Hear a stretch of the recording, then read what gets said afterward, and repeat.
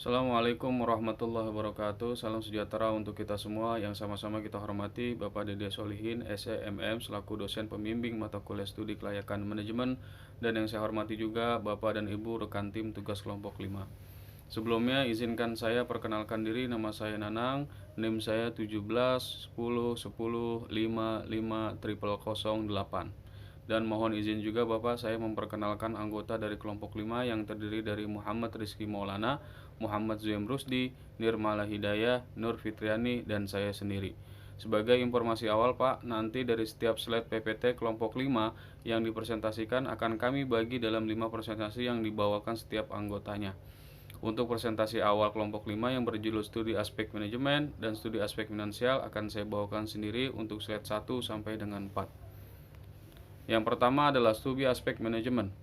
Berkaitan dengan studi kelayakan bisnis, aspek manajemen merupakan bagian yang tidak terpisahkan dari beberapa aspek kajian. Tujuannya adalah studi aspek manajemen ini adalah untuk mengetahui apakah kegiatan dan implementasi bisnis dapat direncanakan, dilaksanakan sehingga rencana bisnis dapat dinyatakan layak atau sebaliknya tidak layak. Yang kedua adalah kata manajemen berasal dari kata kuno manajemen yang memiliki arti seni, melaksanakan dan mengatur manajemen, belum memiliki definisi mapan atau yang diterima secara universal. Slide yang kedua adalah studi aspek manajemen. Maksud dari studi aspek manajemen merupakan bagian yang tidak terpisahkan yang tadi awal saya jelaskan. Keberhasilan suatu proyek atau kegiatan yang dinyatakan visible untuk dikembangkan sangat dipengaruhi oleh peranan manajemen dalam mencapai tujuan proyek kegiatan.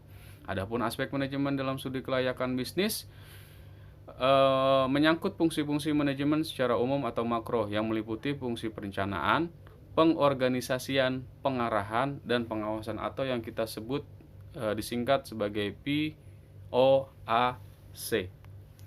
Setelah selanjutnya adalah saya akan menjelaskan aspek-aspek yang dibutuhkan dalam manajemen. Ada 4 poin. Yang pertama adalah perencanaan. Maksud dari perencanaan adalah memikirkan apa yang dikerjakan dengan sumber yang dimiliki. Yang kedua adalah pengorganisasian. Yang dimaksud adalah dengan tujuan membagi suatu kegiatan besar menjadi kegiatan yang kecil-kecil. Yang tiga adalah pengkoordinasian. Maksud dari pengkoordinasian adalah pengarahan suatu tindakan untuk mengusahakan agar semua anggota kelompok berusaha untuk mencapai sasaran sesuai dengan perencanaan manajerial dan usaha-usaha organisasi. Dan yang terakhir adalah pengendalian atau controlling. Ada banyak yang disebut sebagai pengawasan, pengendalian, antara lain adalah evaluasi, appraising, atau correcting. Pengawasan dapat didefinisikan sebagai proses untuk menjamin bahwa tujuan-tujuan organisasi dan manajemen dapat tercapai. Baik Pak, sekian penjelasan presentasi dari saya. Selanjutnya akan disampaikan dengan rekan-rekan tim kelompok saya. Terima kasih. Assalamualaikum warahmatullahi wabarakatuh. Perkenalkan, nama saya Nirmala Hidayah. Saya di sini akan melanjutkan presentasi lanjutan dari Pak Nanang mengenai studi aspek finansial. Menurut Kasmir dan Jakfar, aspek keuangan merupakan aspek yang digunakan untuk menilai perusahaan secara keseluruhan. Terdapat beberapa hal yang harus dianalisis, yaitu aliran cash atau cash flow. Menurut Sulianto, analisis aspek keuangan dilakukan untuk menjawab pertanyaan bagaimana kesiapan permodalan yang akan digunakan untuk menjalankan bisnis yang menguntungkan. Suatu ide bisnis dinyatakan layak berdasarkan aspek keuangan jika sumber dana untuk membiayai ide bisnis tersebut tersedia, serta bisnis tersebut mampu memberikan tingkat pengembalian yang menguntungkan dengan berdasarkan asumsi-asumsi yang logis. Tujuan menganalisis aspek finansial. Tujuan menganalisis aspek finansial dari suatu studi kelayakan bisnis adalah untuk menentukan rencana investasi melalui perhitungan biaya dan manfaat yang diharapkan, dengan membandingkan antara proyeksi pengeluaran dan pendapatan seperti ketersediaan dana, biaya modal, kemampuan proyek atau bisnis untuk membayar kembali dana tersebut dalam waktu yang telah ditentukan, kebijakan mengenai depresiasi, serta penentuan leasing atau beli dalam pengadaan aktiva, dan menilai apakah rencana proyek atau bisnis layak dan akan dapat berkembang terus. Ruang lingkup aspek finansial. Kebutuhan dana dan sumbernya. Untuk merealisasikan proyek IT dibutuhkan dana untuk investasi. Setelah jumlah dana yang dibutuhkan diketahui, selanjutnya yang perlu ditentukan adalah dalam bentuk apa dana tersebut didapat. Yang jelas, yang akan dipilih adalah sumber dana yang mempunyai biaya paling rendah dan tidak menimbulkan masalah bagi perusahaan. Dana tersebut adalah aktiva tetap berwujud seperti tanah, bangunan, kantor, dan perangkat komputer hardware dan software. Aktiva tetap tak berwujud itu adalah hak paten, lisensi, biaya-biaya pendahuluan, biaya-biaya sebelum proses produksi. Selain untuk aktiva tetap, dana juga dibutuhkan untuk modal kerja. Setelah dana yang diperlukan diketahui, selanjutnya ditentukan dalam bentuk apa dana tersebut didapat. Melalui sumber dana antara lain modal pemilik perusahaan, saham yang diperoleh dari penerbitan saham di pasar modal, obligasi yang diterbitkan oleh perusahaan dan dijual di pasar modal, dana kredit yang diterima dari bank, sewa guna atau leasing dari lembaga non-bank. Assalamualaikum warahmatullahi wabarakatuh. Saya Muhammad Rizky Maulana akan meneruskan presentasi dari kelompok 5, yaitu B. Menentukan aliran kas atau cash flow. Laporan perubahan kas atau cash flow statement disusun untuk menunjukkan perubahan kas selama satu periode tertentu, serta memberikan alasan mengenai perubahan kas tersebut dengan menunjukkan dari mana sumber-sumber kas dan penggunaan-penggunaannya. Akibatnya, hasil perhitungan di atas kertas itu dapat menyimpang jauh dari kenyataan.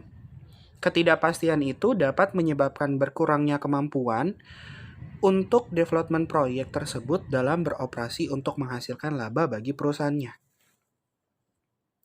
Yang C, urutan prioritas. Apabila dijumpai beberapa proyek yang feasible atau layak untuk dilaksanakan, padahal hanya akan melaksanakan satu atau sebagian saja dari usulan-usulan karena keterbatasan sumber daya manusia dan dana.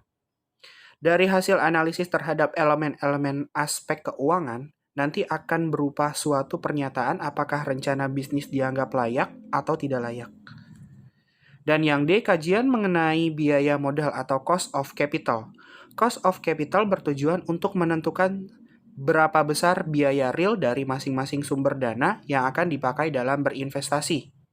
Untuk menghitung keseluruhan dana yang dipakai, rincian analisis biaya dari sumber pembelanjaan antara lain, yang pertama biaya utang, yang kedua biaya modal sendiri, dan yang ketiga biaya laba yang ditahan. Dana pada kas akan dimanfaatkan untuk membiayai pembangunan investasi, sedangkan operasional cash flow merupakan rencana pendanaan keluar masuk arus kas jika proyek sudah dioperasionalkan.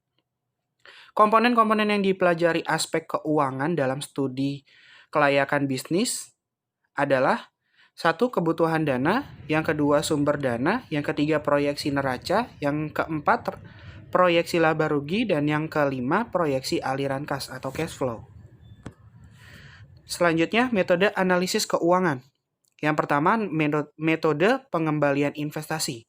Merupakan metode analisis kelayakan investasi dengan menjumlahkan semua yang dihasilkan dalam jangka waktu tertentu dibandingkan dengan modal atau investasi awal. Metode ini menggunakan kriteria layak sebagai berikut. Yang pertama, proyeksi dinyatakan layak jika masa pemulihan modal investasi lebih pendek dari usia ekonomis. Yang kedua, proyeksi dinyatakan tidak layak jika masa pemulihan modal investasi lebih lama dibandingkan usia ekonomisnya. Ada kelebihan dan kelemahannya. Untuk kelebihannya di sini mudah dalam penggunaan dan penghitungan. Yang kedua, berguna untuk memilih proyek yang mempunyai masa pemulihan tercepat. Dan yang terakhir, masa pemulihan modal dapat digunakan untuk alat prediksi resiko ketidakpastian pada masa mendatang. Untuk kelemahannya, mengabaikan adanya perubahan nilai uang dari waktu ke waktu. Yang kedua, mengabaikan arus kas setelah periode pemulihan modal dicapai. Dan yang terakhir, mengabaikan nilai sisa proses. Sekian presentasi dari saya, akan diteruskan oleh rekan saya, Kak Fitri. Terima kasih. Assalamualaikum warahmatullahi wabarakatuh. Nama saya Nur Fitriani, saya dari kelompok 5 dan di sini saya akan menjelaskan tentang studi aspek manajemen dan studi aspek finansial. Dan di sini saya akan membahas metode nilai sekarang atau present value.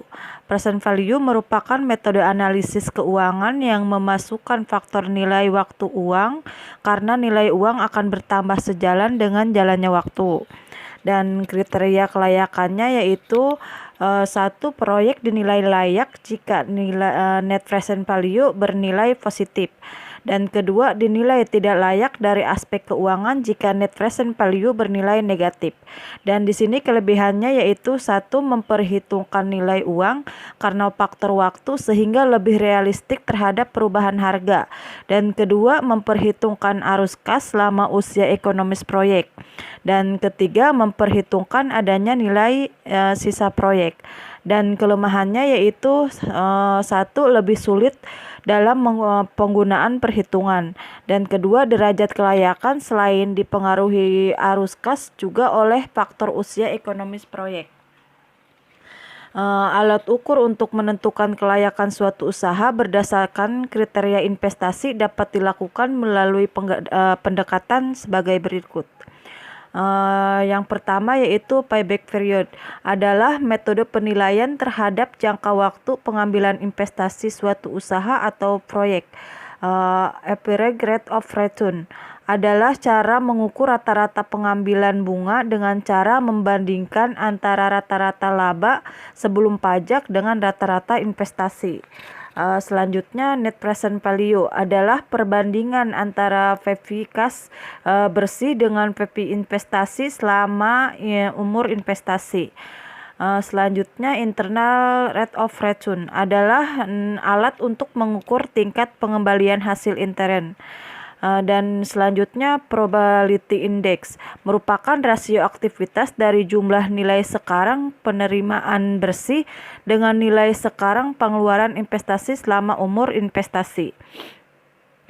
Dan selanjutnya, break-even point adalah kondisi di mana pendapatan dari usaha sama dengan modal yang dikeluarkan, tidak terjadi kerugian atau keuntungan. Pengusaha sering menyebutnya dengan istilah balik modal.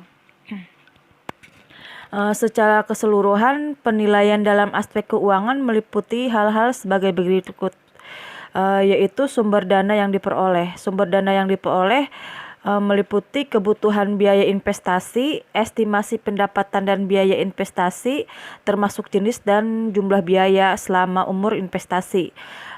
Ada proyek neraca dan laporan rugi laba, kriteria penilaian investasi, dan rasio keuangan untuk menilai kemampuan perusahaan.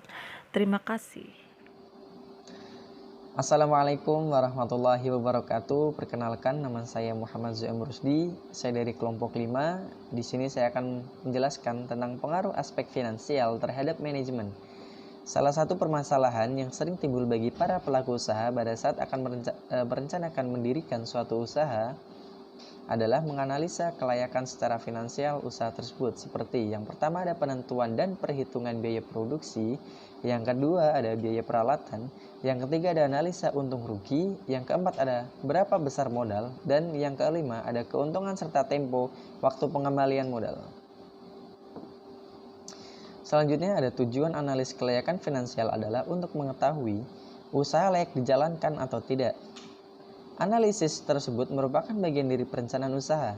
Dalam perencanaan usaha, maka pengumpulan data yang sesuai dengan kondisi terkini merupakan kebutuhan mutlak dalam kelayakan finansial.